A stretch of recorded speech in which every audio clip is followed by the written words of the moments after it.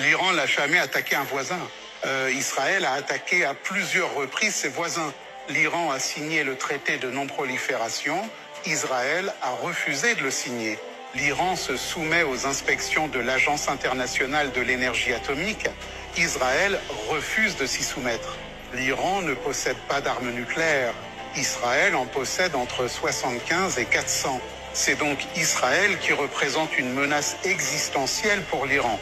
Depuis 40 ans, Israël mène une campagne systématique de désinformation sur l'Iran. Pourquoi ces mensonges? Pourquoi ce deux poids deux géants? Pourquoi cette hypocrisie? Les amis, force à nous, force à vous. Il a tout dit. Il n'y a plus rien à rajouter, il a tout dit, c'est un historien. Pourquoi ce deux poids deux mesures? Pourquoi cette hypocrisie?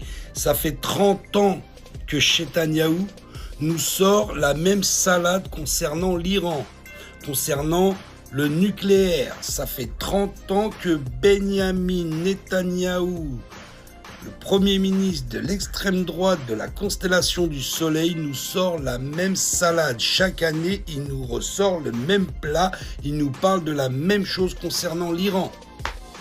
Pourquoi ce deux poids deux mesures? Un pays criminel, oui, enfin, mesurons les mots. Un État criminel, pas un pays, un État criminel, l'extrême droite de Netanyahou, qui a un mandat d'arrêt de la CPI, mais lui a le droit de se balader en toute impunité, qui a fait des centaines de milliers de morts dans les territoires occupés, mais on ne le traite pas de génocidaire, du moins dans les plateaux télé, même si l'ONU et plein d'autres associations ont dit que c'était un génocidaire. Dans les plateaux télé, on le brosse dans le sens du poil. Pourquoi ce deux poids deux mesures?